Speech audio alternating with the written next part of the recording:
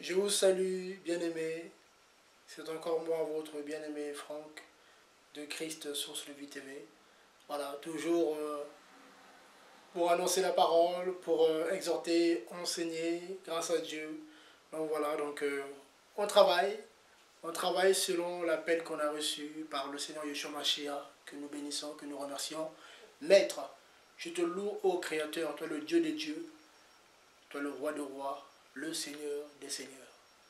Père éternel, merci pour ton amour, merci pour ce temps que tu permets, Papa, de pouvoir parler de ta part, de pouvoir éclairer ton peuple, Père. Je te remercie, Papa, pour ce temps. Aide tes enfants, ô Dieu, à sortir de l'ignorance. Aide-les, Papa, à comprendre ta parole. Aide-les, Père, à grandir dans la foi, à grandir dans la connaissance. Car le manque de connaissance n'est bon pour personne, Père. C'est toi qui le dis, Adonai. Voilà pourquoi, Maître des Maîtres, je te remercie pour tout ce que tu fais. Mon Dieu, bénis ton peuple, garde ton peuple contre la séduction de l'ennemi. Veille sur ton peuple, ô Dieu, grâce à ton esprit qui est en eux, Papa. À toi la gloire, l'honneur, au nom de Yeshua Mashiach, j'ai prié. Amen. Bien-aimés, ça sera un petit message concernant Matthieu 10, 8. Parce qu'on entend beaucoup de choses, hein, donc c'est pas évident. Donc en tout cas sur la gratuité, hein, parce qu'on entend beaucoup de choses.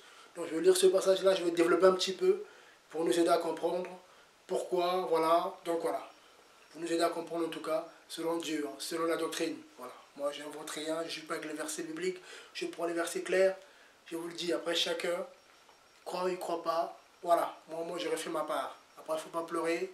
Ah oui, parce que Dieu dira, on te l'a enseigné, tu n'as pas écouté, mais pourquoi tu pleures? Assume.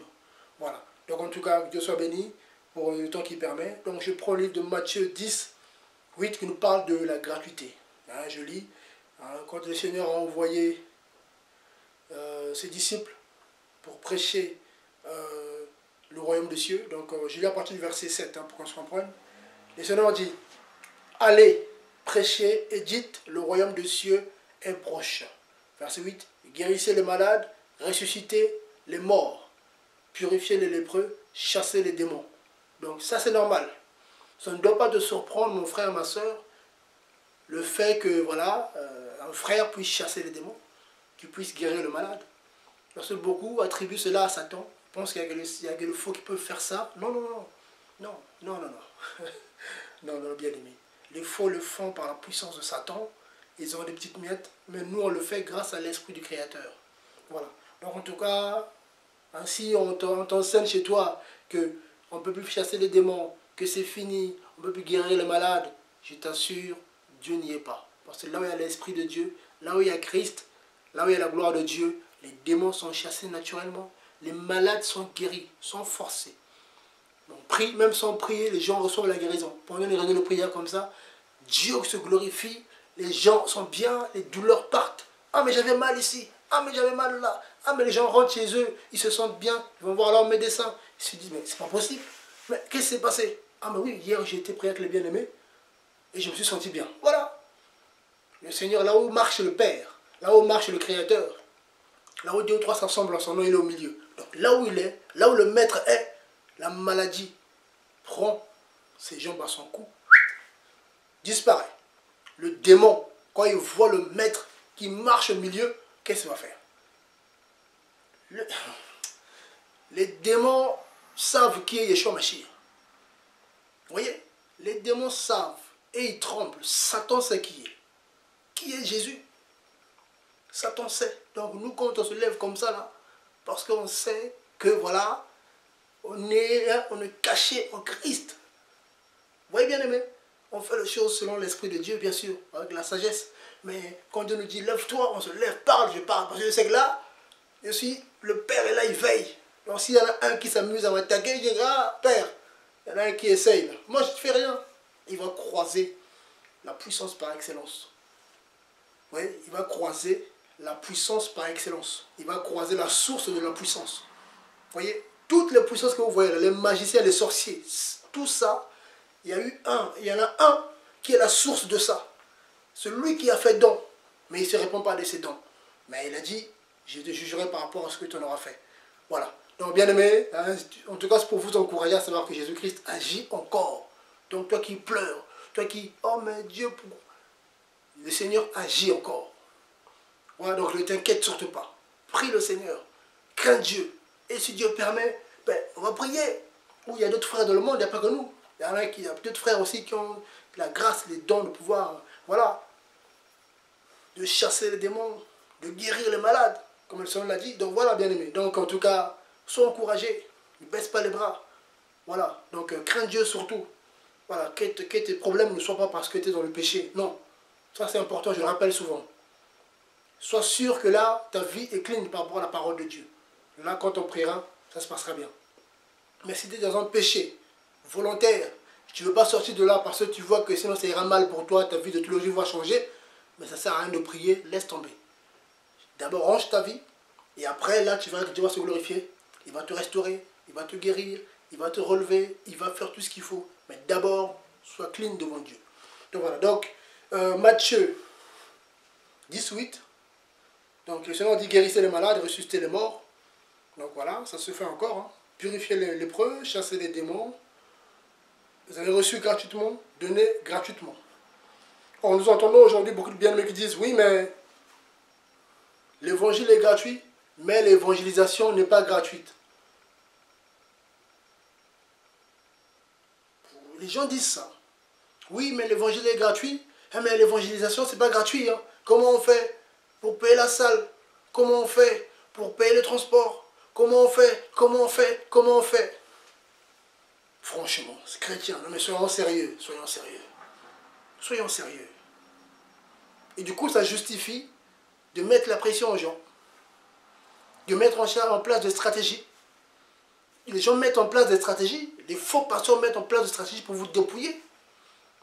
Des appels de fonds tous les jours. Oui, celui qui donne 10 000, celui qui donne 1000 francs, 1000, bon là je parle, voilà, en francs pour, voilà, mais bon, moi je suis en France, à 1000 euros, 200 euros, tu auras 2000 euros. On commence à faire carrément des, hein, on fait du loto avec Dieu, quoi. PMU, hein, allez, tu donnes 100, tu auras 1000. Bien aimé, le Seigneur a dit c'est gratuit. C'est très important, je le répète. Bien aimé. Et là, après, c'est la foi. Après, chacun fait les choses à sa manière. Vous voyez, bien aimé, on est libre. En Christ, tu es libre. Tu es libre en Christ. Mais dans cette liberté, tu sais qu'il faut soutenir l'œuvre de Dieu. Vous le savez, bien aimé. On n'a pas besoin qu'on vous mette la pression, qu'on vous le dise. Quand Dieu te met à cœur, tu soutiens. Voilà, c'est tout. C'est que ça, bien aimé. Les gens se prennent la tête pour rien. Et du coup, ils tombent dans le piège de l'ennemi. Parce qu'ils n'ont pas la foi, c'est un manque de foi. Bien aimé. Le Seigneur le dit. Le Seigneur le dit, regardez. Regardez, on va prendre un autre passage. Parce que quand on parle, non, Dieu n'est pas capable de soutenir son œuvre. Et regardez, soit Dieu, soit le Seigneur a menti, soit c'est eux qui sont des menteurs. Je prends un passage simple que vous connaissez. Regardez ce que le Seigneur dit. Parce que vous vous dites Amen bêtement, parce que les gens parlent bien. Ah oui, Amen, ils prennent des versets bibliques et jouent avec.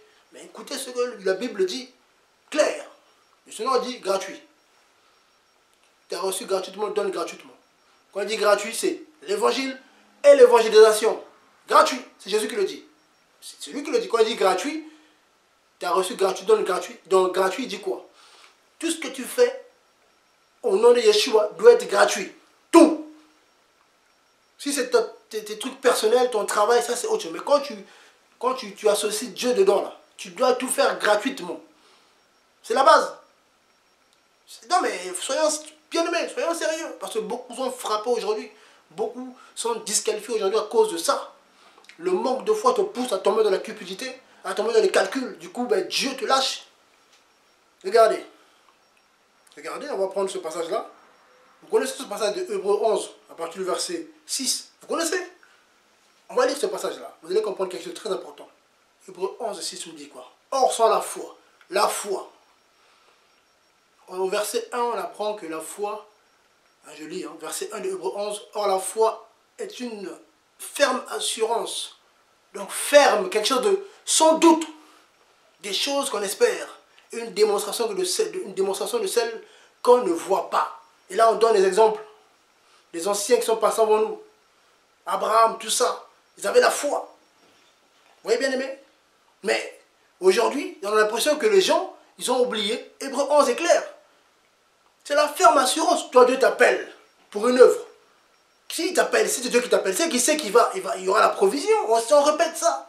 Quand elle appelle, c'est qu'il y a la provision. Mais les gens, ils répètent ça, mais en fait, ils doutent de ça par leur manière d'agir. Par leurs œuvres, on se rend compte que non, ils doutent de ça. Parce qu'ils viennent derrière les gens. Oui, bon voilà, tu sais, voilà. Hein, tu sais, mon frère, ça c'est l'œuvre de Dieu, donc il faut que tu donnes. Hein.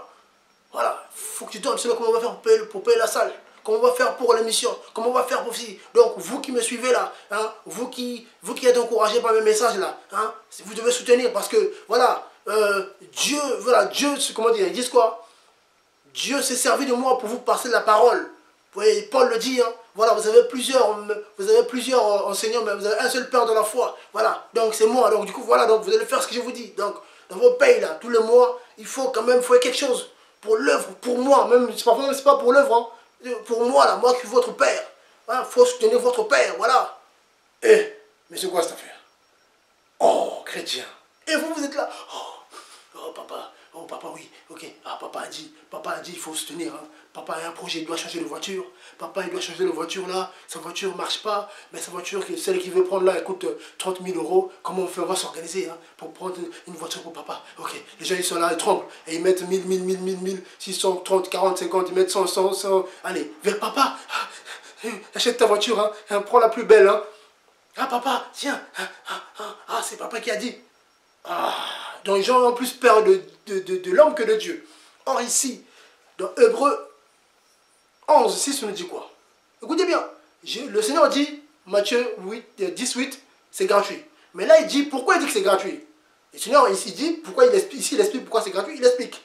Or sans la foi, il est impossible de lui être agréable.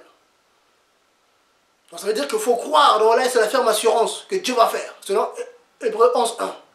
Et il dit, car il faut que celui qui s'approche de Dieu croit que Dieu existe, c'est la base,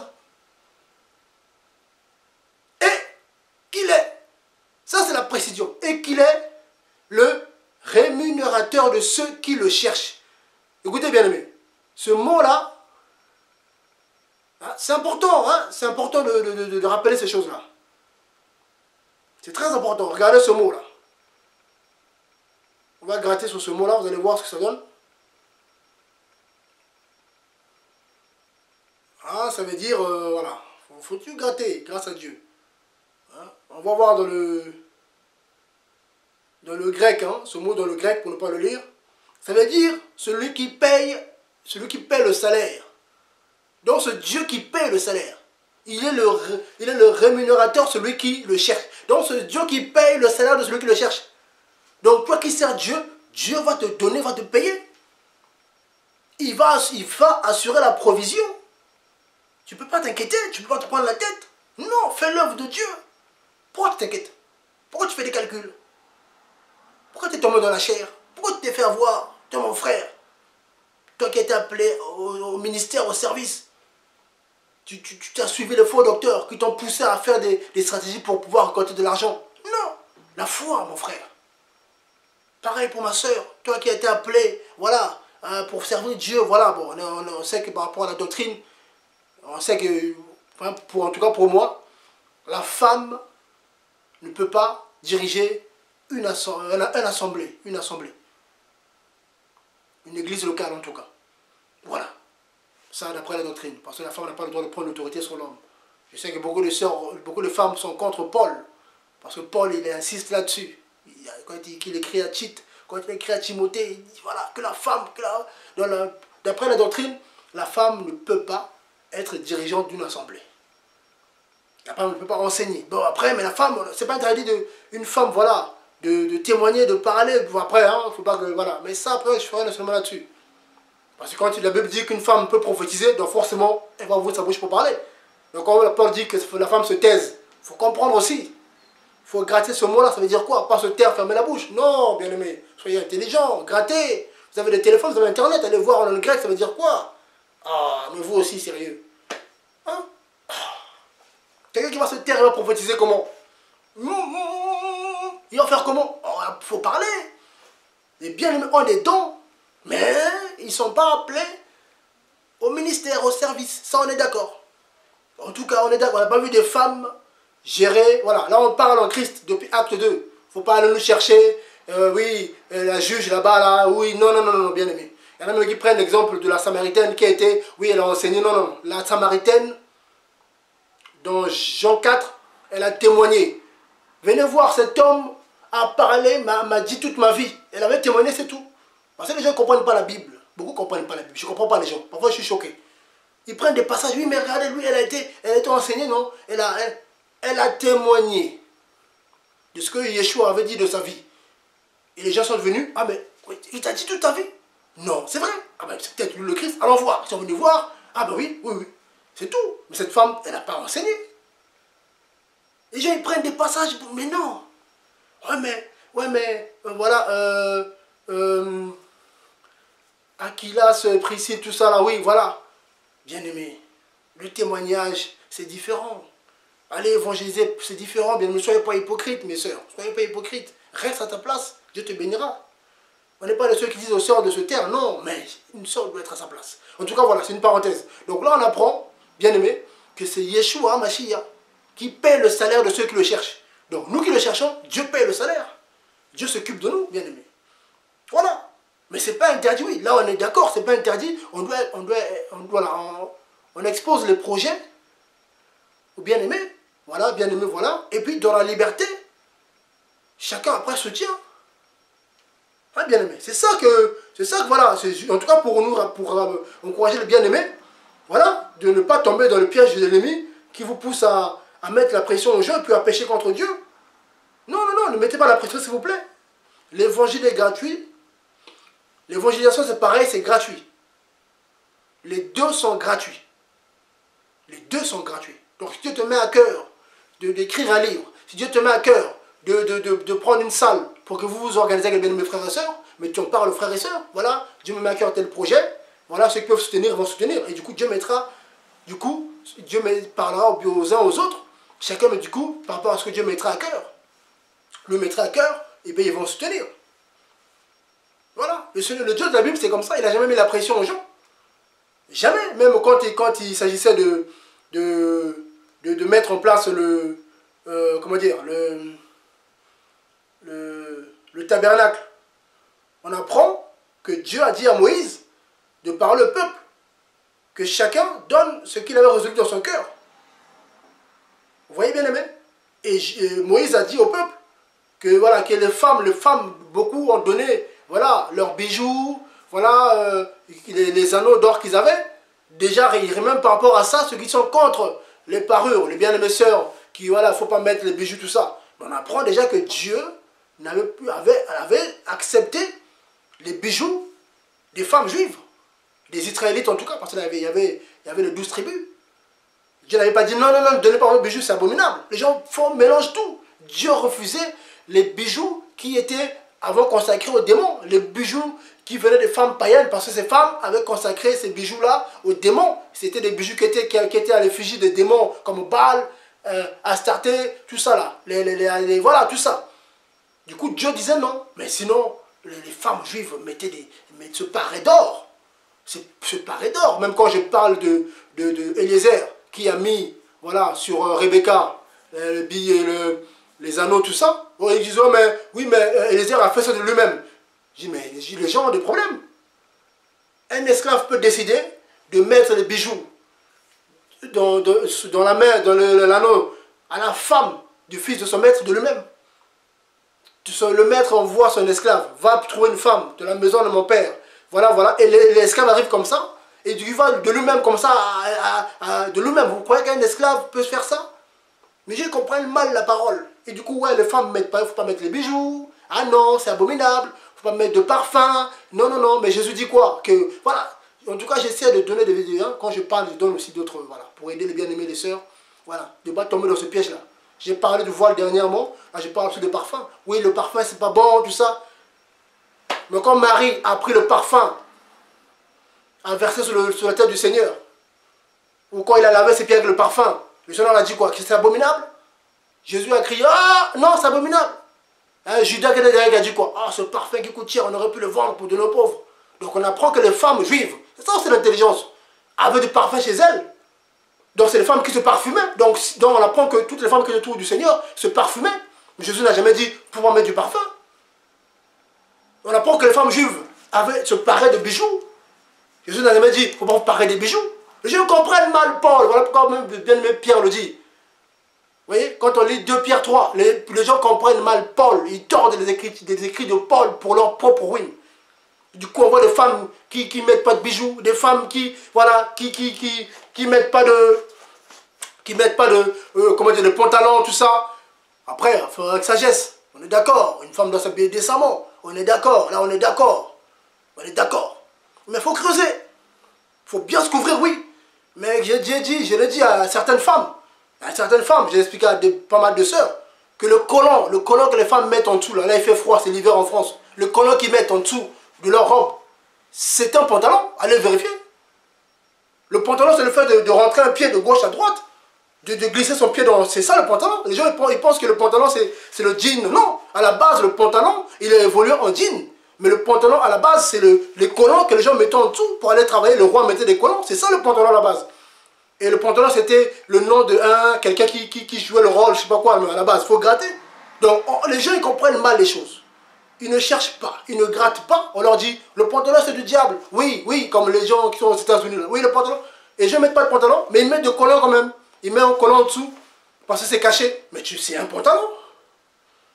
C'est un pantalon, le collant, quand tu mets... C'est un pantalon. Renseignez-vous. Le collant, c'est un pantalon. Renseignez-vous, mes sœurs.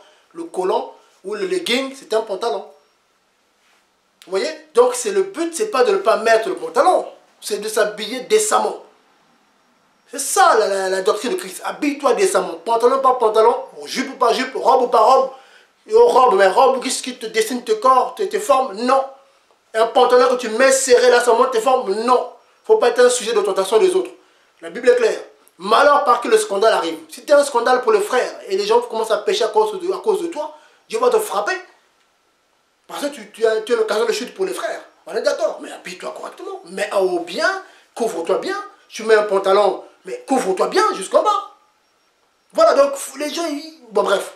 En tout cas, je suis sur la liberté de la parole de Dieu. En tout cas, voilà, quand je parle, j'aime bien donner quelques enseignements derrière, parce que beaucoup on leur a mis des jougs comme ça, là. Pas de pantalon, il faut mettre le foulard sur la tête tout le temps. Et là, j'ai démontré grâce à Dieu, par rapport au voile.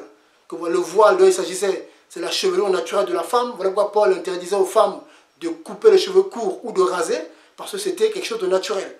Donc une femme doit prendre soin de ses cheveux, oui. Je ne dis pas qu'il faut mettre défrisé comme les femmes africaines, tout ça, non, ou mettre, non. Tu prends soin de tes cheveux, il ne faut pas les couper. Il ne faut pas les raser. C'est ça ton voile. Voilà, 1 Corinthiens 11, quand on lit le verset 15 là-bas, il dit, les chevelures ont été données pour voile, pas comme voile. Quand on lit dans le grec, c'est pas comme, parce qu'ils prennent ça comme comparaison. C'est pour, allez vérifier.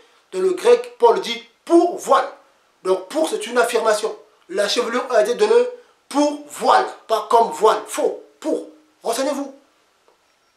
Oui, bien évidemment, voilà. Donc, ici on apprend que Exode 11, dans Exode plutôt, pas 11, Exode, pour ne pas se long, le Seigneur disait que les gens puissent donner selon ce qu'ils avaient résolu dans leur cœur. Donc nous aujourd'hui, c'est le Seigneur qui nous paye, c'est le Seigneur qui soutient son œuvre. Donc du coup, qu'est-ce qu'on fait? On expose le projet bien-aimé et chacun soutient selon ce que Dieu lui a mis à cœur. Moi, j'expose le projet bien-aimé, voilà. Il y a du matériel acheté, il y a des missions, voilà, des missions, tout ça à gauche, à droite. Voilà, ceux qui peuvent soutenir, soutiennent. Il y a des bien-aimés qui sont touchés, qui soutiennent. Ils me contactent, voilà frère, voilà comment je peux faire. Ah bien, par rapport à ce que Dieu lui a mis dans le cœur, il soutient et puis il s'avance sur le compte de l'association. Et puis voilà, ça nous permet de bouger. Ou de soutenir aussi d'autres œuvres à gauche, à droite. Vous voyez bien aimé donc, mon frère, ma soeur, ne te mets pas la pression. Qu'on ne te trompe pas avec les discours de faux docteurs, des voleurs qui ont pour Dieu leur ventre. Hein? Ils ont pour Dieu leur ventre. Donc du coup, pour eux, voilà, ils vivent par rapport, ils voient sur votre tête là des billets de banque. Pour eux, quand ils vous regardent, ils voient les euros là. Ah, ils voient beaucoup d'euros là. Ah, et lui c'est qui? Il bosse où? Ah, il travaille là-bas. Okay. Mon fils, viens s'il te plaît. Ah, tu sais, hein, c'est difficile, hein, il faut soutenir, tu sais, il faut donner, hein, tu sais, voilà, pour que votre père puisse être bien en bonne santé, pour qu'il puisse bien parler. Ah, pour qu'on puisse construire une grosse église, voilà, il faut acheter du matériel, donc il faut donner, hein, faut donner, faut pas hésiter, hein, donc donne. Toi, tu n'as pas donné, toi, hein, tu as donné combien, toi? Mais non, c'est pas comme ça. C'est pas comme ça, mon frère, ma soeur. Tu es libre. Dans cette liberté, tu sais qu'il faut soutenir. Tu sais que c'est l'œuvre de Dieu, il faut soutenir. Vous voyez bien, mais donc voilà. Donc en tout cas, faisons attention avec les faux docteurs qui sont là pour vous dépouiller, pour vous voler. Donc le Seigneur est clair. Matthieu 18, la gratuité de l'évangile et de l'évangélisation. Tout est gratuit. Toi qui as été appelé au chant, tout, quel que soit le don que Dieu t'a donné, c'est gratuit. Mais tu exposes ton projet bien-aimé. Le corps soutient. On se soutient les uns les autres. Moi aussi, je soutiens le projet des autres. Ben oui, quand un frère a appelé à une œuvre, que je vois là, Dieu me met à cœur, vas-y, soutiens. Je soutiens aussi. C'est comme ça que ça se passe. On se soutient les uns les autres. Voilà, c'est pas seulement toi qui soutiens. Toi, on doit te soutenir. Si tu as un appel, je te demande là, je vois les sœurs, pour dire les appels à offrir les orphelinats, à soutenir les veuves, les orphelins. Du coup, ils donnent des projets à frère. Voilà, Dieu m'a mis ça à cœur, tout ça. Ben, on s'organise. Moi, je mets ce que Dieu me met à cœur. Les frères, bon, tiens, va faire ce que Dieu te demande de faire. Parce que Dieu passe par nous. Il ne va pas passer par les païens. Dieu passe par l'église pour soutenir son œuvre. Dieu nous bénit pour qu'on puisse bénir les autres aussi. Donc c'est ça, c'est ça. Donc c'est pas seulement vous qui bénissez et vous ne vous bénissez pas. Et toi, tu sers à quoi? C'est quoi ton appel? Dieu t'appelle à faire quoi? À rester là assis? À rien faire? C'est quoi ton appel? Dieu t'appelle à faire quoi? Parce qu'il faut connaître son identité. Moi je sais Dieu m'appelle à quoi? Je sais, c'est ce que je fais aujourd'hui. Il me l'a dit clairement. Mais toi, Dieu t'appelle à faire quoi? À rester assis? À rien faire? Non. Ça, c'est pas le Dieu de la Bible, ça. Non, non, non. Il a donné des dons et des talents à chacun. Donc il faut maintenant travailler. Voilà, bien aimé. Donc en tout cas, soyez bénis. Donc en tout cas, l'évangile est gratuit. L'évangélisation aussi est gratuite. Voilà. Voilà. Donc les deux sont gratuits. Tout projet que Dieu te met à cœur, tu peux en parler, bien aimé. Et les bien-aimés vont soutenir. Dieu va toucher le cœur car c'est lui qui te paye. C'est le Hébreux 11, 6. C'est Dieu qui te paye, c'est lui qui assure ton salaire. Donc il va te payer, il va soutenir ton œuvre. Il va te payer pour que l'œuvre puisse aller de l'avant. Donc arrête de te prendre la tête à mettre la pression aux gens, à faire des stratégies, à appeler les bien-aimés, des pasteurs qui vont venir, à la fin ils vont faire des enveloppes, ils vont baser le message sur l'argent. Oui, il faut donner. C'est ça les stratégies dans les assemblées. C'est des stratégies. Vous savez, vous les bien-aimés, les assemblées où le pasteur fait venir les gens pour vous parler, annoncer les bonnes choses. Après, à la fin, enveloppe. Ouais, soutien. Celui qui a 1000 € lève la main. Tout ça. Mais après, ta vie ne change pas. Tu dois donner, tu as même pris des dettes. On a même pris des dettes pour soutenir l'œuvre de Dieu. On ne doit pas donner au-delà de ce qu'on a. Tu ne peux pas donner au-delà de ce qu'on a. Tu dois d'abord être sûr que ta maison a ce qu'il faut, que tu as ce qu'il faut. Il ne faut pas que demain tu sois dans la galère et tu vas aller voir les païens pour t'aider. Parce que tu as donné à Dieu. C'est l'hypocrisie. Tu vas t'endetter, tu vas devoir les païens pour donner à Dieu. C'est quoi ce Dieu-là? C'est quoi ce Dieu-là? C'est Satan, ça. Non. Dieu te bénit. Et dans cette bénédiction-là, tu mettras à cœur le donner. Voilà. Voilà. Une fois que tu as assuré ce qu'il faut dans ta maison, Dieu te dit, donne-moi ça. Il ne va pas te mettre dans des galères, tout ça. Mais beaucoup sont dans des galères comme ça. Des femmes qui ont tout donné. Des hommes qui ont tout donné. Aujourd'hui qui ont des dettes. À qui on dit, oui, attends, Dieu va agir. Ça fait des années que ça dure. Mais Dieu n'agit pas. Tu es dans le rouge tous les mois. Et tu n'as pas compris que ce n'est pas biblique. Et tu demeures là au pied de c'est un tel homme. C'est un voleur, c'est un faux prophète. Il a Dieu son ventre. Dieu c'est son ventre. Hein, parce qu'il y a des faux qui ont pour Dieu leur ventre. Mais quand on dit ça aux gens, les gens ils ne veulent pas écouter. Hein, ils ne veulent pas écouter. Bien aimé. Quand on vous dit ces choses-là, les gens ne veulent pas écouter. Hein, bien aimé. C'est dommage. C'est dommage. C'est dommage, vraiment. Franchement, ça fait mal au cœur. Voilà. Donc, en tout cas, bien aimé, je vais m'arrêter là. Donc, soutenez l'œuvre de Dieu. Quand Dieu vous met à cœur, il y a les œuvres qui se font. Il y a des bien-aimés à gauche, à droite. Hein. Voilà. Donc, quand Dieu vous met à cœur là où tu es, si tu te mets à cœur, tu vois qu'il y a un frère qui fait l'œuvre de Dieu et que tu vois que voilà, ça te bénit, tu bénis, oui. Ah, ça me bénit. Je veux participer grâce à Dieu pour que cette œuvre aille de l'avant. Tu soutiens. C'est bien. Si Dieu te met à cœur, tu mettras ce que Dieu te mettra à cœur, tu donneras ce que Dieu te mettra à cœur, c'est tout. Et ça s'arrête là, sans plus, bien aimé. Mais ne tombez pas dans le piège de l'ennemi qui vous dépouille par voilà. Hein, bien aimé. En tout cas, soyez bénis. Voilà, donc, c'est votre bien-aimé frère Franck depuis la France. Donc, tenez ferme, gardez la foi, Jésus-Christ revient. Voilà, donc, en tout cas, je vous aime. Voilà, donc, persévérez de la prière, de la méditation de la parole. En tout cas, gardez ce que Dieu nous donne, ces enseignements que Dieu nous donne en tout cas. Tenez ferme là-dessus et vous verrez que le Seigneur va vous bénir. Parce que Dieu bénit ceux qui gardent sa parole. Voilà. Donc en tout cas, tenez ferme, en tout cas, voilà. Donc priez pour nous, hein, pour moi, votre frère en tout cas, voilà. Voilà. En tout cas, soyez bénis. Et que le Seigneur puisse vous fortifier, vous garder. À très bientôt. Donc voilà, donc ceux qui peuvent soutenir, soutenez, il n'y a pas de souci, voilà. C'est l'œuvre de votre Père. En tout cas, faites ça dans la liberté. Dans la liberté. Voilà. Ne soyez esclaves de personne. De personne.